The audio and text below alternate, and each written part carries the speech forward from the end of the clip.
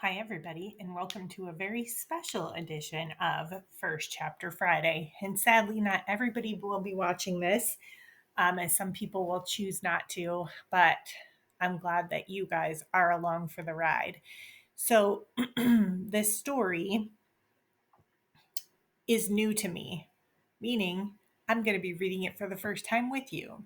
Normally, I don't do that. Normally, I choose books that I know and love. However, this one was highly recommended to me, and I thought that it might be perfect for us to read together. So that way we can experience it together for the first time. It is called Alone by Megan Freeman. And it says that if you like Hatchet and you like the I Survived stories, that this is the story for you. So I love both of those. It's a little bit out of my comfort zone of what I would normally choose, but it sounds a little dystopian to me, which is totally my jam. So I'm kind of excited about it. So, what I decided to do was I got it on my Kindle, and I thought this way we could read it together like this so you can see the words. And also because a lot of it is written in verse and through messages, kind of like Game Changer was. So this way, I think it'll make a little more sense if you can see it. So let's dive right in to Alone. And you'll see instead of chapters, there are headings that kind of describe what's going on. That much I know because I've looked through it a little bit. And also, if there is any language in this, I will skip over it because I'm not a big one for using bad language. So even though it's here in words, you will see me skipping over it because that's my preference. And that's usually what I do when I read books that might have a word in it that I don't love. All right, here we go. This is not adolescent hyperbole. This is my reality. Alone in this place where I've been surviving on my own for over 3 years, with no one but a big, smelly Rottweiler who farts and hogs the covers.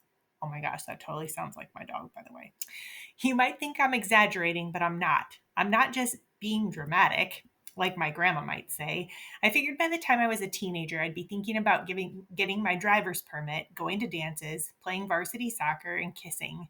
But instead, I'm thinking about where to find food and fuel and water, and whether to use Mountain Dew to force flush the toilet or to drink, even though it's the color of radioactive urine and it's probably toxic when ingested over long periods of time. Better to be radioactive or dehydrated? These are the questions that plague my daily existence, at least for now, at least until my parents come back. Heaven. Back when my life was heaven and I had no idea. Shoes off before you come in, Mom hollers as I open the kitchen door. I mopped today. She wipes orange slop off the baby's face. Honey, I know you have different rules at your dad's, but could you try a little harder to make an effort when you're at our house? Sometimes the way my mom talks to me feels like a scratchy shirt tag on the back of my neck. I kick off my tattered silver Converse and calculate how much more I need to save before I can special order a custom pair for my 13th birthday. Mom hugs me. Sorry, sweetie. I'm just rushing to get ready to go. I'm so glad you're home.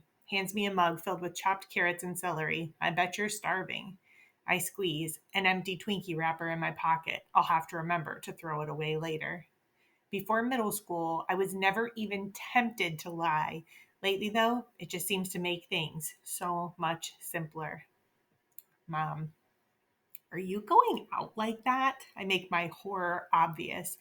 Mom has on the paisley embarrassments she calls her meditation pants. She also wears something mortifying to the Tuesday night Dharma talks. They all just sit still and learn to breathe, like breathing is something you have to learn. Mom does that thing where she pulls my hair to get me to smile. Oh, come on, honey. It's called a sitting meditation. If I wore jeans like yours, I'd lose circulation in my legs. Come to think of it, did your dad see you wearing those when you left this morning? Seriously? My jeans are not even tight. So, what if the shape of my cell phone is permanently embossed on one pocket? Sometimes just being in the same room with my mom, even the sound of her voice makes it hard to be a person. Paul's car pulls up. Mom grabs her wallet out of the diaper bag. Thanks for babysitting, sweetie. We should be back early, unless they're stopping people at the checkpoints, but we'll definitely be home before the curfew. She kisses Trevor. She calls to the twins. Hey guys, bedtime at the usual time tonight. No messing around. She signs, I love you, toward the dining room, and blows me a kiss and is gone. Brothers. Trevor smiles from his high chair, reaches for me. I lean in, pretend to steal his nose. He erupts in belly laughs, smears pureed carrots in my long hair. I pull it into a ponytail with a twist tie. Ah, sigh. I adore my baby brother, but I want to get upstairs and check on the weekend plan. You couldn't pay me enough to eat that. Elliot surprises me, unnaturally quiet. Never hear him coming. I try to bribe him to feed Trevor. I have another Twinkie in my backpack. In the gluten free economy of my bizarre family, Twinkies are worth a lot on the stepbrother black market. But he's helping James. Science project. Can't be bought. They have one of those freaky twin connections like they can read each other's minds. Plus, the fact that James is deaf makes me feel awkward. Even after all this time, I know it's not cool to say that, but there it is. I said it anyway. Doesn't help that I live half time with Dad and Jennifer. I used to love the regular breaks from gluten phobic diets and silent dinner conversations until Paul and Mom had Trevor. Now it feels like I'm missing out. I want my own freaky connection with someone who can read my mind. Pocket vibrates. Click on Ashanti's name. 6:55 p.m. Weekend mission is go. Our weekend plan, or how I got myself into this mess. We're going to lie to our parents and have a secret sleepover. Emma and Ashanti will say that they are spending the night at each other's house, and I will tell Mom, hello, that I am with Dad, and I'll tell Dad that I'm with Mom, but we will actually sleep over at my grandparents' empty summer apartment. We will make popcorn, stay up super late, watch glamorous old Katharine Hepburn movies, lounge on the king size bed, sleep as long as we like. No one nagging us to get up, do the laundry, clean your room, change stinky, gross diapers. We are geniuses. Thesis. After dinner, Elliot sneaks up on me again. Can you please help me with my book report? I'm having trouble with my thesis. Thesis? He's in fourth grade. What does he know about drafting a thesis? I'm in Accelerated. My family is a freak show. He takes a deep breath, launches his explanation. It's called Island of the Blue Dolphins, and it's about a girl who lives alone on an island for 18 years. She jumps off a boat and stays behind to save her brother, but then he dies, and she tames a dog and later makes a friend. But really, she's pretty much on her own until she's totally grown up and Elliot! Sharper than I intend. His hands flutter. He shifts his weight. I tweak the brim of his hat, and he relaxes. I have to prove whether her biggest challenge is to 1. Defend herself against the wild dogs, 2. Provide food and shelter for herself, or 3. Learn to trust a friend. Now, plot details are sketchy in my memory. I ask him what he thinks. Her brother dies and she's left alone. Elliot's eyes fill with tears. The wild dogs get him. He glances toward the dining room where we hear James working. Geez, why do they let little kids read stuff like this, even if they are in Accelerated? Listen, Al, I say, wild dogs can be scary for sure, and it stinks what happens to her brother. But if she doesn't have a place to live and food to eat, she can't exactly survive, can she? I think her biggest challenge is B, definitely. Elliot exhales. Really? I kind of thought so too, but I wasn't positive. Thanks, Maddie. I smile, and I think of the upcoming weekend, our very own island of no brothers or parents, all alone, with unlimited fun and freedom. Cannot wait. Paul. I wrangle the boys into their bunk beds. Trevor finishes his bottle and falls asleep in the crib across the room from where I lie on my own twin bed. I don't love sharing my room, but at least for now, he's quiet. Log into my laptop, kitten videos, tumbling around on a patient golden retriever. Adorable. So precious. Here, garage door. Switch computer to online history textbook. Open binder. Stretch out on stomach. Pretend to study. After a few minutes, Paul peeks in the open door. Hey there, how's it going, kiddo? He crosses to Trevor's crib, tucks in the baby blanket. I grunt, frown at my Cornell notes, draw an elephant in the margin. My friends all say I draw really good elephants. Paul tries again. It's nice to have you here. We miss you on the weeks when you're at your dad's. Not even sure why I'm being so rude. Paul's gentle voice brings out the meanest part of me. Well, we really appreciate you babysitting so we could have a little date. Thanks. He pauses. A few awkward moments. I keep drawing. Okay, sleep tight. Paul leaves the room, closes the door.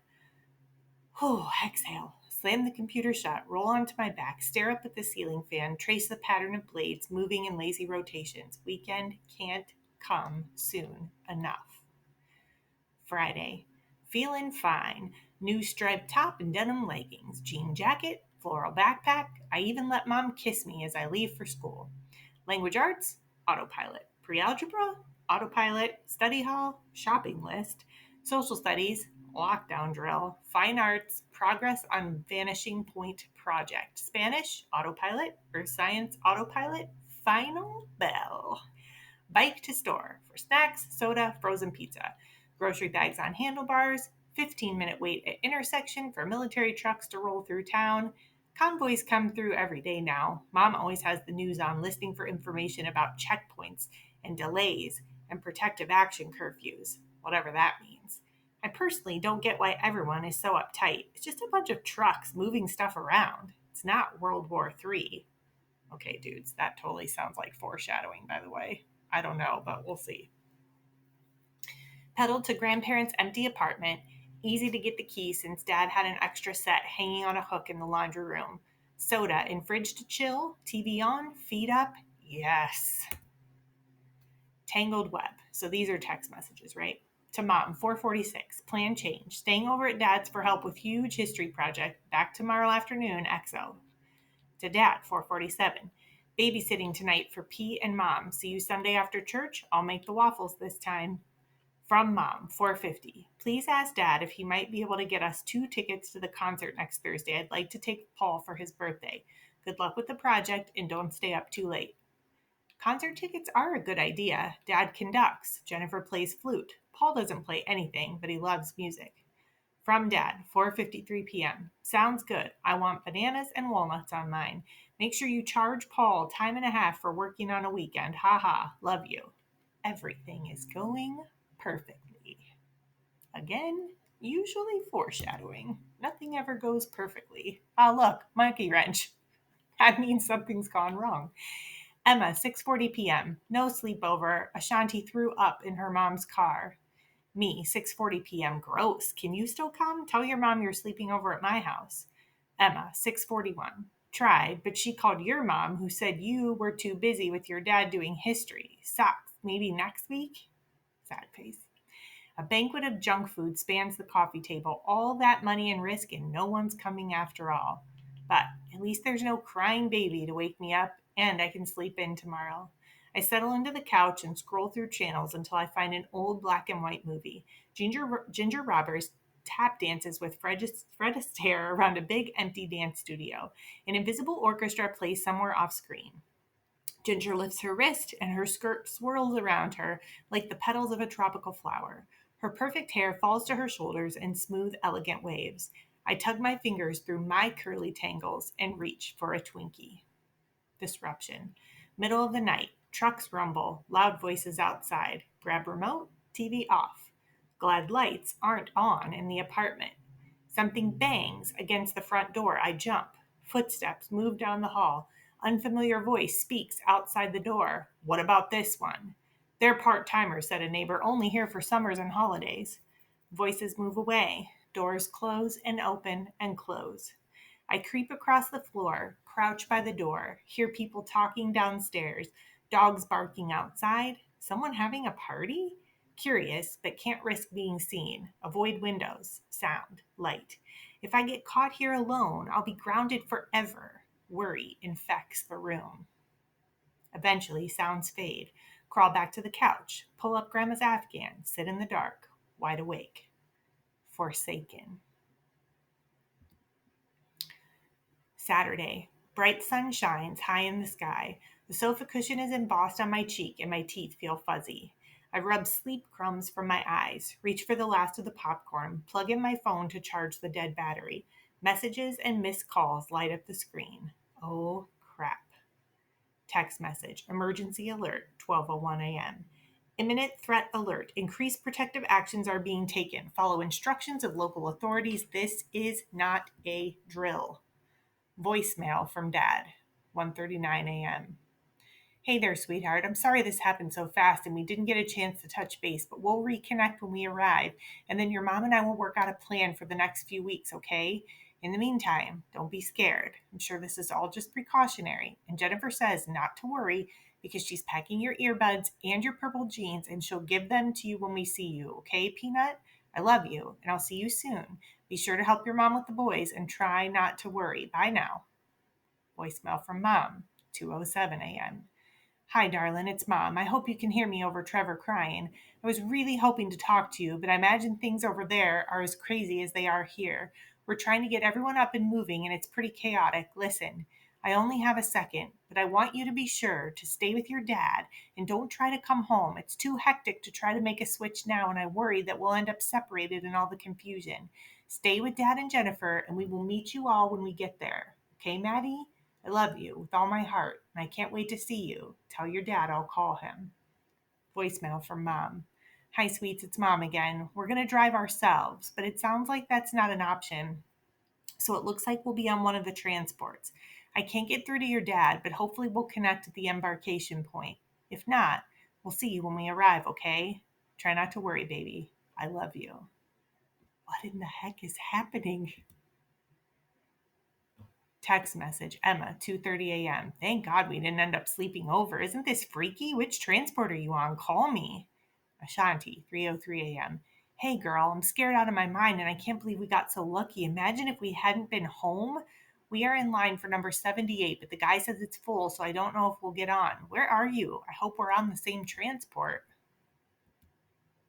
What is happening? Here's what I said. Panic. Speed dial. Mom, now. Voicemail. Mom, where are you? What's happened? I wasn't at Dad's last night. I stayed alone at Grandma's. Call me back, please, Mom. I'm really worried. Speed dial Dad now. Voicemail.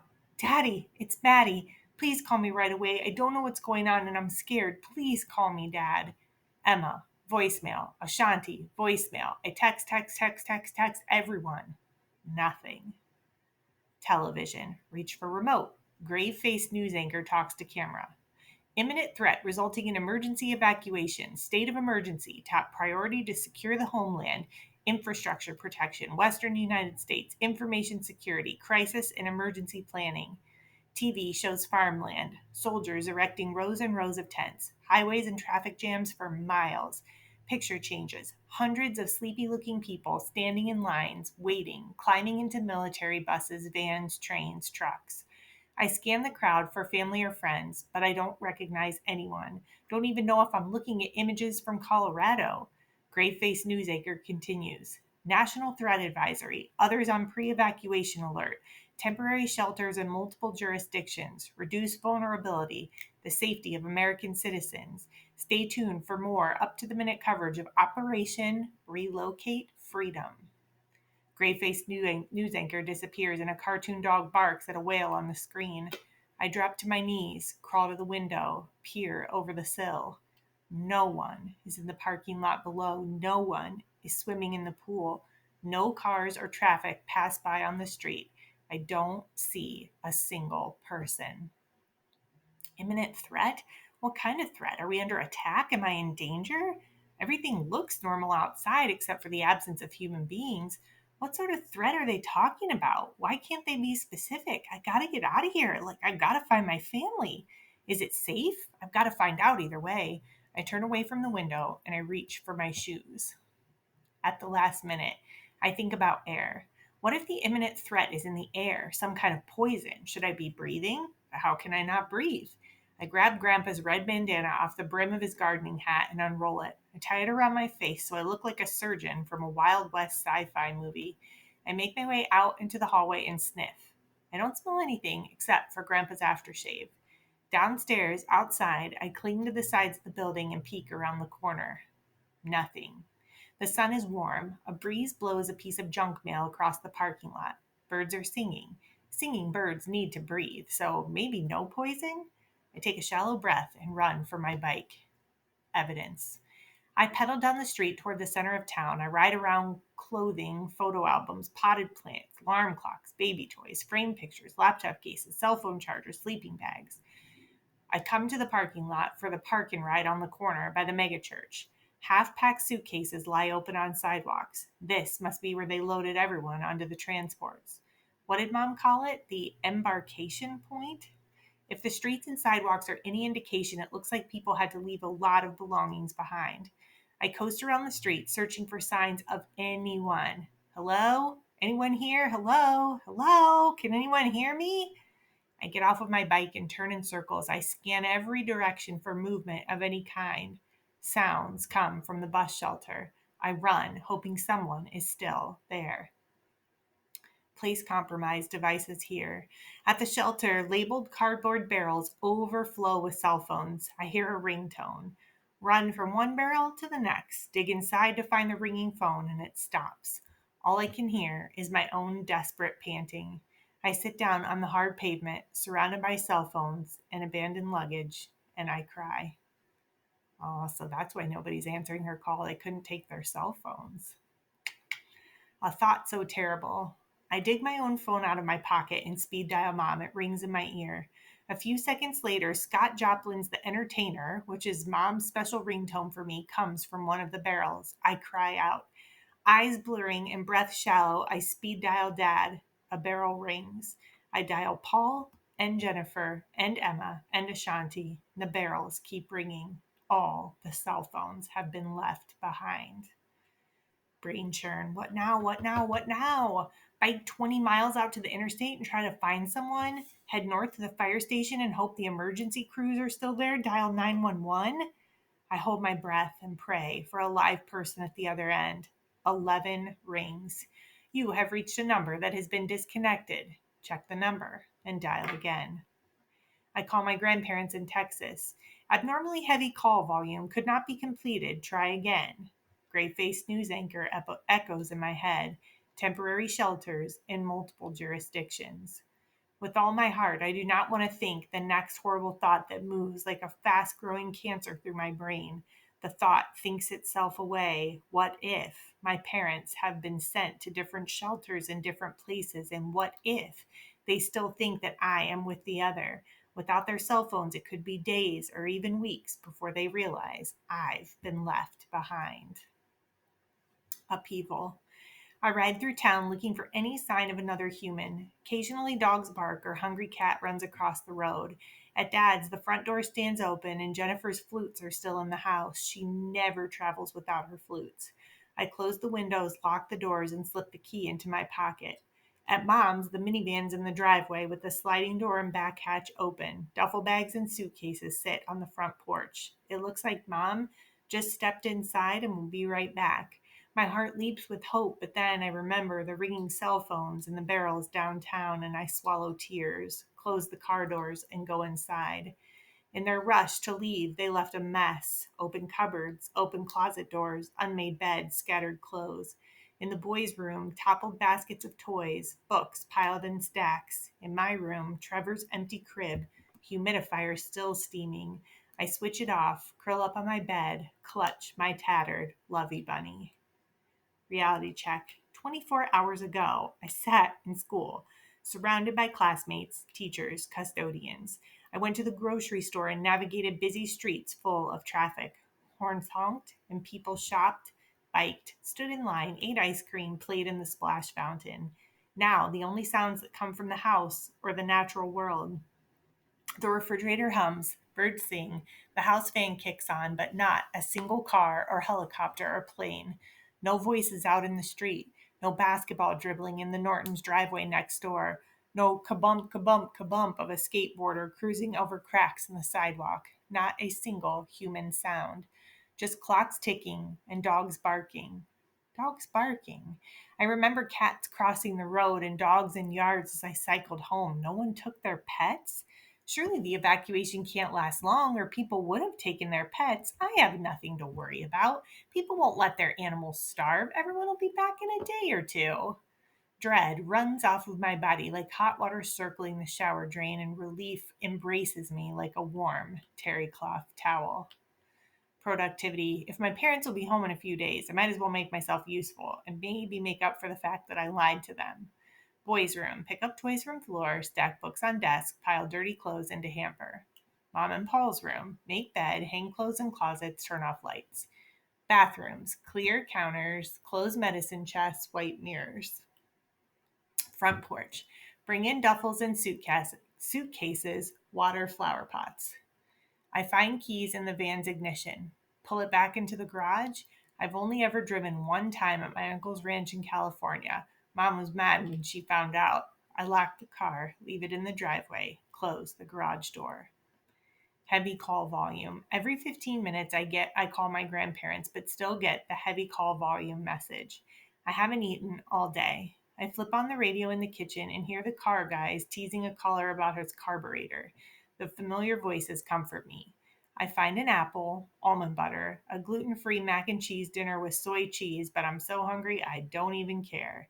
A jingle plays and the news comes on. What is the imminent threat? How long will the evacuation last? Reporters talk. Safeguard the American people, the cooperation of patriots, descriptions of people sleeping on cots, sitting in shelters, waiting in lines. I listen for new information, but no one makes any actual sense, and it just repeats what I've already heard, adding that agencies across the eastern half of the United States are coordinating efforts to take in displaced evacuees. I chew my apple. Could there really be something right here in Millerville, Colorado that is a threat to me personally? First night. The streetlights come on. They glow faint orange at first, then gain strength. I search the sky for clues, but only the evening star flickers over the foothills and the moon rises on the horizon. I cross to the sidewalk, look up and down the street. The neighborhood houses line up in tidy rows. Some have left lights on in the windows, others are dark. Carriage lights on timers glow on either side of garage doors. It's almost an ordinary evening on Lake Drive. To the west, the street dead ends at Miners Lake Park. How many times have I taken the boys to the playground there or to rent paddle boats in the summer? How often have I pushed Trevor on the infant swing while Mom went for a quick run around the lake? Those untroubled days seem long ago, even though it was only yesterday I was left behind. Somewhere up the block, a dog howls at the dusk. From the other side of the lake, a coyote yips an answer. I go back inside and lock the door behind me. Being alone is weird enough, but being alone at night is giving me the creeps. I lock every window and close the curtains, barricade myself from the ghost town that is my neighborhood. Upstairs in Mom and Paul's room, I turn on the TV, click and click. No signal on every channel. Turn the cable box off, wait 30 seconds, on again. Click over and over and over and over. Ugh, I give up. I pull out the Philadelphia Story with Katharine Hepburn, pop it in the player, escape the glamour into glamour and style from an earlier century. I climb up into the big soft bed, try to forget that I am completely, entirely, and totally alone. Morning, alarm, going off, going off, going off, going off. 6 a.m. Mom gets up early to run. Mom. The nightmare of the last 24 hours coagulates in my stomach, and I almost don't make it to the bathroom in time. Gluten free, dairy free vomit swirls down the toilet. The irony is not lost on me.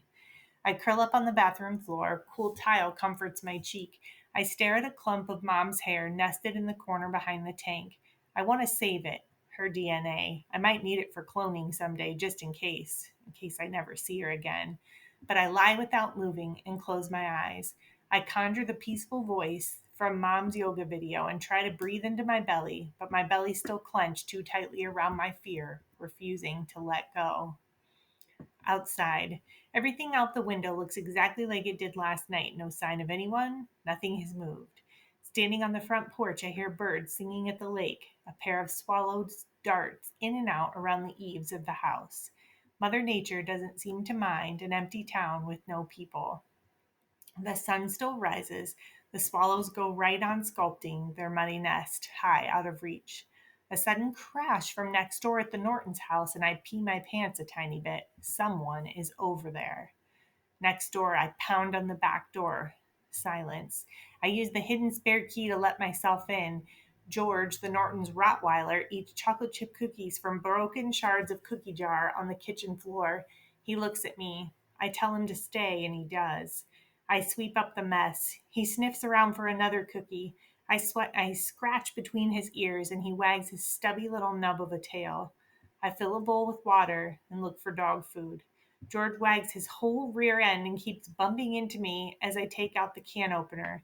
He gobbles every bite and finishes the water. I rub his head and his belly. Poor baby. No wonder he went for the cookie jar. He gives me a little lick and whimpers. He needs to go outside. He jumps up and runs to the back door. He snips around the yard while I tuck his bowls into a grocery bag, add several cans of dog food and some dog treats, and I find his leash in the coat closet. I whistle, and he comes to me.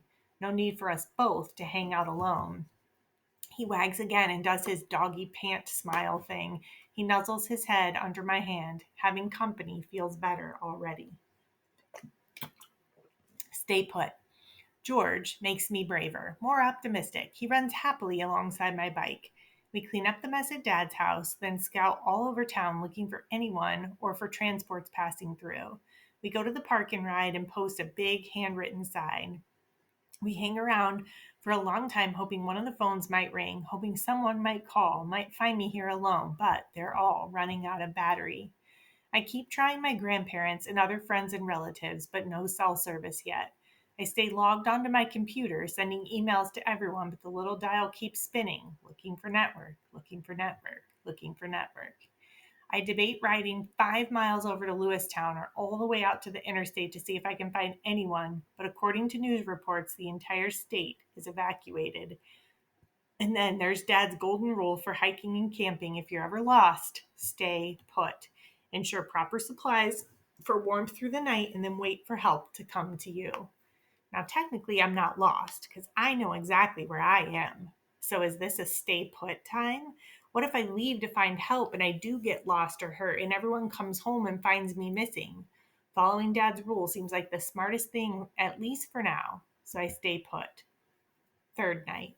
We curl up on Mom's bed to binge watch a box set of I Love Lucy. George takes over Paul's pillow. Under normal circumstances, this would never be allowed, but I'm prepared to face the consequences. He whimpers in his sleep, twitches his paws. I lean on his broad back. He grunts and exhales loudly. And then the power goes out. Television dies, light switches off, the whole house silent and dark. George lifts his head as I cross to the window. I don't see anything imminently threatening. The neighborhood is black, garage carriage lights are out, and street lights and lights down the block at the lake playground. The only light is the faint white glow of solar powered garden lights lining paths in neighborhood yards. George whines, puts his head down. His eyes follow my shape as I cross the room. In the kitchen, I find flashlights, candles, matches. I light 6 candles in the wrought iron candle holder in the dining room. I light votive candles in the living room. Ambiance, Mom would call it. A little candlelight to set the mood. Every national crisis needs a little romance. Dark. Outside, the moon hasn't yet begun to rise. The constant glow in the skies above Denver is gone. The dark sky is clear and stars shine loudly. I haul a comforter into the backyard, pull the hammock stand to the center of the grass. George sniffs his way around the edges of the yard, explores dark corners, nighttime smells. Coyotes yip and cry over near the lake. George perks up, gives a low growl in the back of his throat, trots to the fence, barks a warning. I whistle and he comes to me, tall and alert. I sway back and forth. I remember long nights on backpacking trips with Dad, high in the mountains and far from the city's light pollution. I locate Venus, see the misty band of Milky Way tearing a rip in the inky night. I wish Dad was here with his telescope and his astronomy app to identify everything I'm seeing in the sky, to help me pinpoint exactly where I am in the universe. Exploration, investigation. After the power outage, George and I conduct a systemic investigation of the entire town, street by street, across the grid.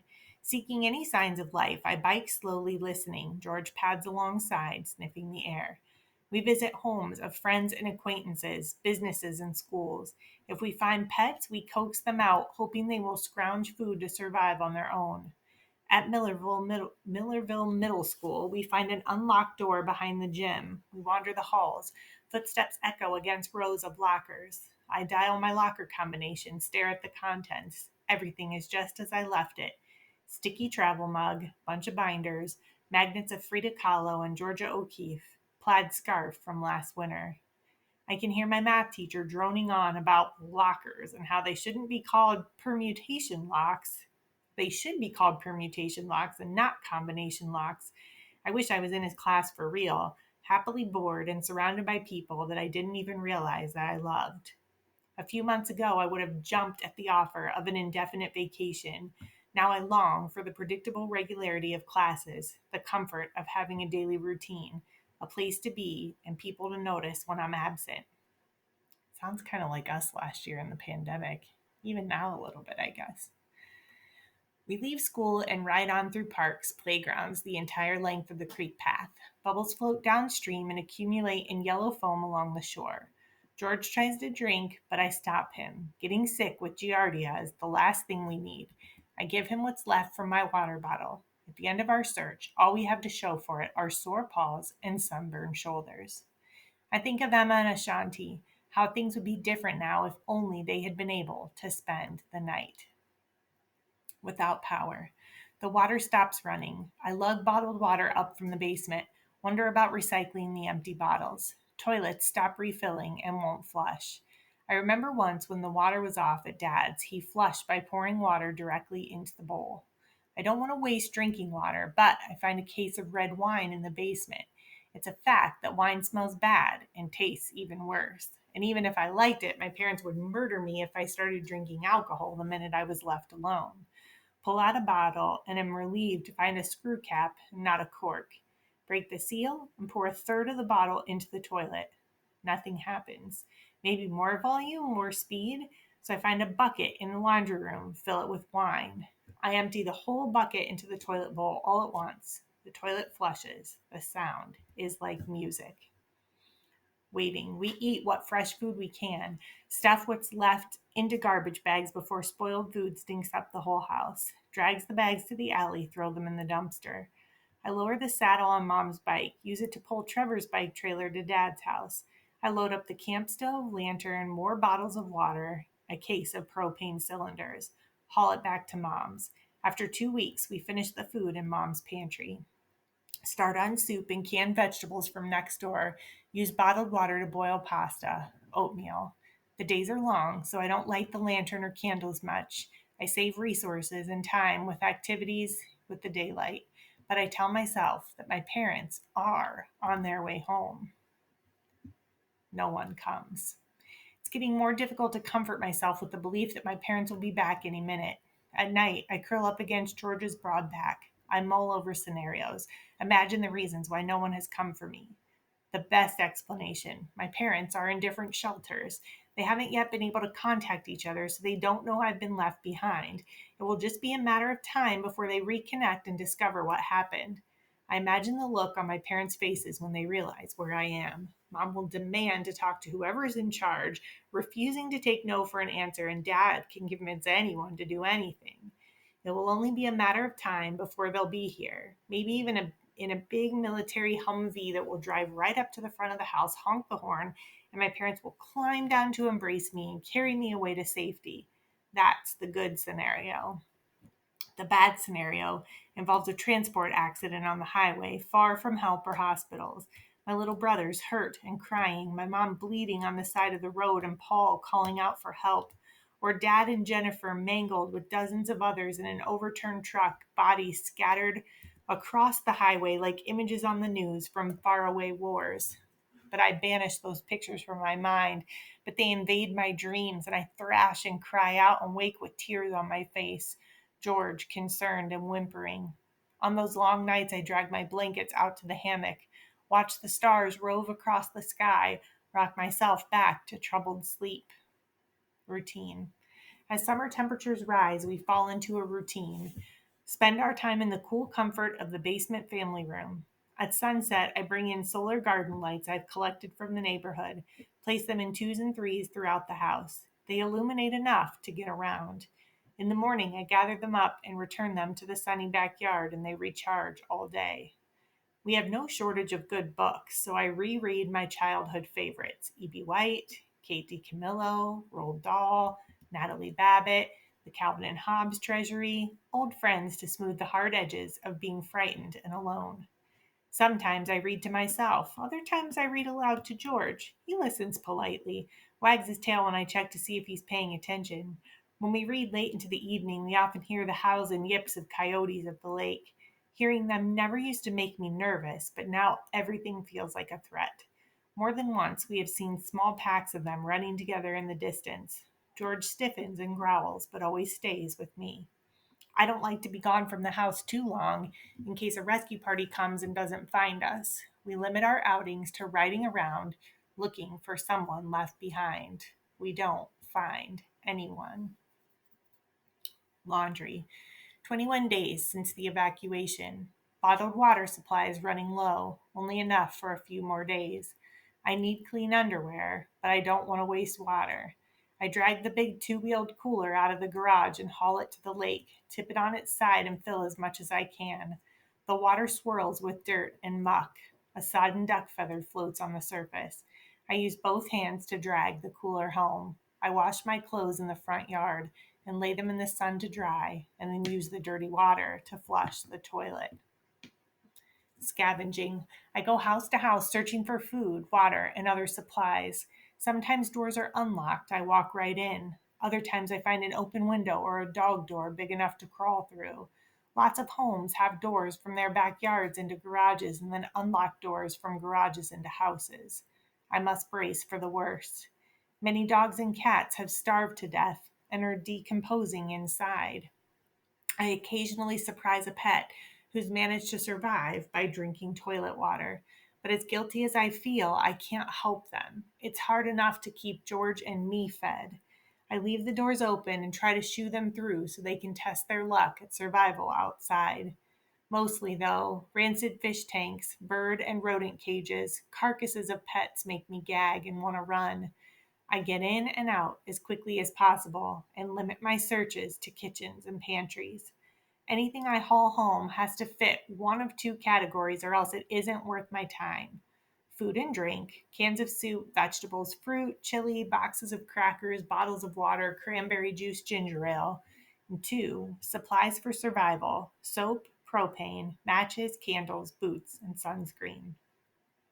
I always bring a pad and pencil with me. I always leave a thank you note with my name and address.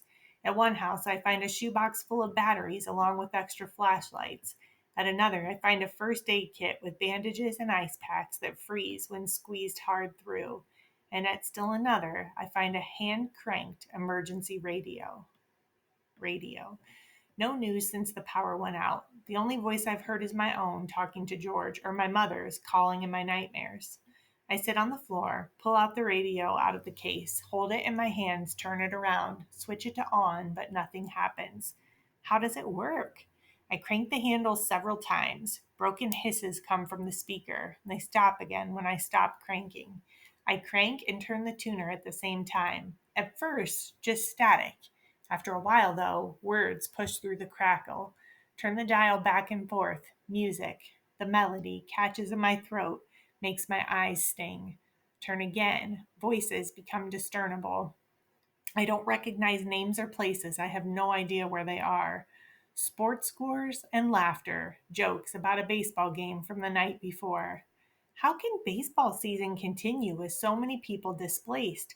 Are the Rockies still playing somewhere? More laughter, and sadness balloons in my chest. Voices marvel at the events of the game. I lean back against the wall and cry. A commercial for Magic Car Wax comes on, and diamond jewelry guaranteed to win her heart. A woman reports that traffic is jammed downtown due to a broken water main. Commuters should avoid the interchange at Hudson and Parkway. The voices sound so close, but they could be as far away as Maine or Florida or Alaska or Mars. I stop cranking.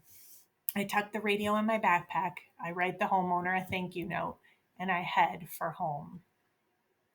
And we will pick up from there in the next edition. Can't wait to see your sketch notes.